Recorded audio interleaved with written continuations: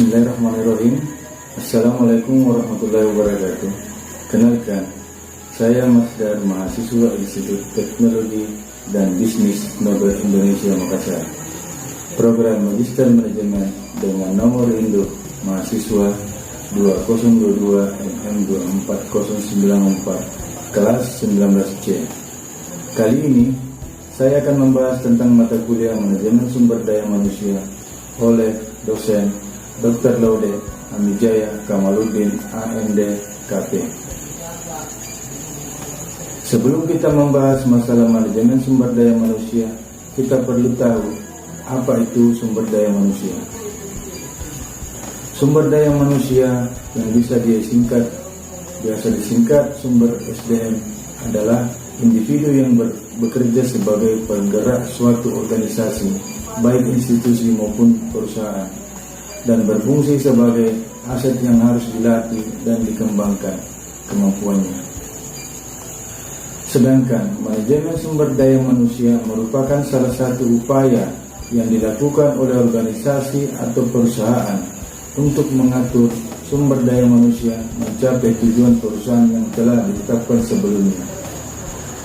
Dan fungsi biasanya merencanakan, merekrut hingga memberhentikan, mengupah tunjangan, menilai kinerja, serta mengembangkan karir, melatih dan mengembangkan kemampuan, keselamatan kerja, dan mengelola hubungan kerja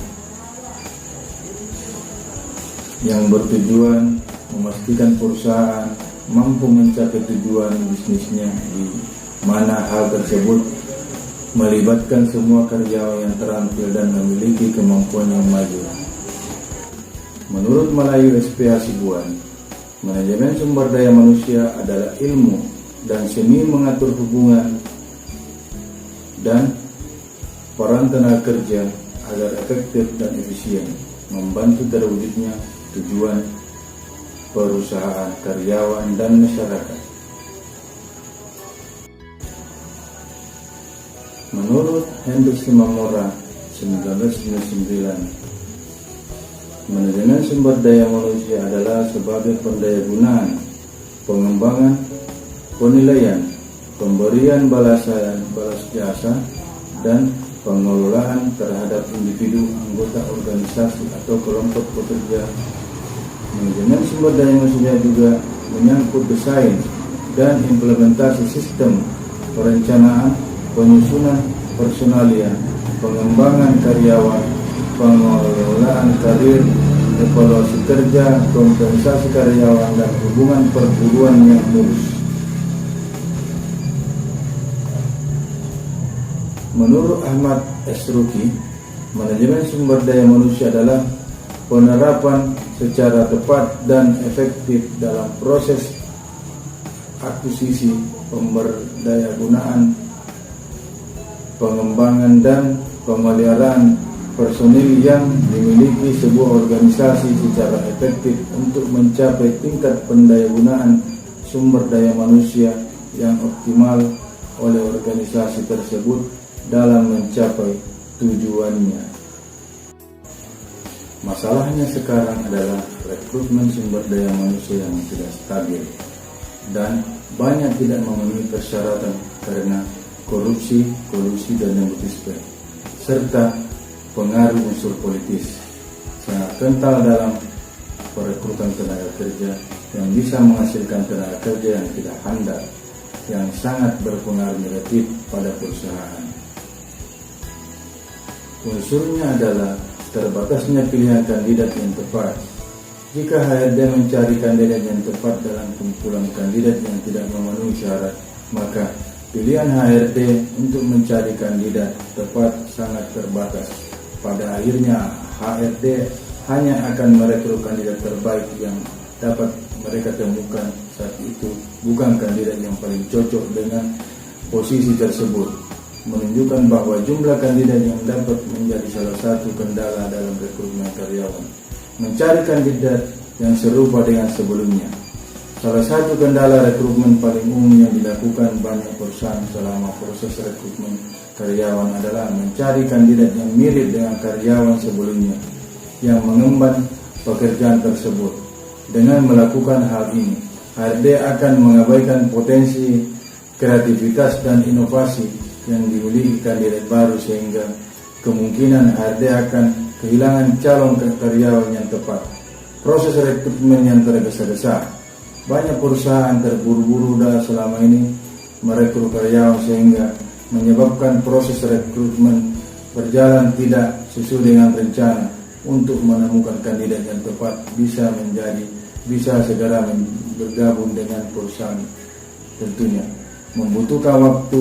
Lantas bagaimana cara mengatasi kendala rekrutmen seperti ini? Cara mengatasi kendala tersebut adalah membuat talent yang pool. Talent pool adalah sekelompok kandidat yang telah HRD rekrut dan berkesempatan bisa mengisi posisi masa depan di perusahaan. Menggunakan teknologi rekrutmen terbaru. Pengguna sistem rekrutmen berbasis data dan manual kerap menjadi kendala rekrutmen karyawan. Maka daripada itu, sudah saatnya perusahaan beralih menggunakan sistem perekrutan berbasis online yang mampu mengotomatisasi proses perekrutan dari tahap pengajuan lamaran oleh kandidat hingga proses interview bersama HRD maupun user. Salah satu tools perekrutan berbasis online yang dapat membantu dan mempermudah proses perekrutan adalah modul rekrutmen dari Linux HR. Kumpulan umpan balik dari kandidat. Dengan mengumpulkan umpan balik dari kandidat, perusahaan dapat melihat kelemahan yang mungkin tidak pernah dipertimbangkan oleh tim perusahaan. Guna umpan balik untuk memperbaiki proses perekrutan dan mengatasi masalah yang terjadi berulang-ulang.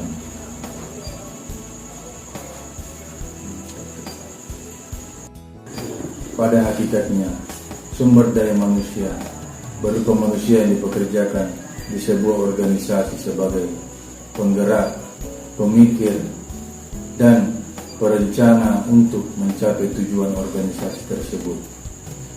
Karyawan bukan sebagai sumber daya belaka, melainkan lebih berupa modal atau aset bagi institusi atau organisasi.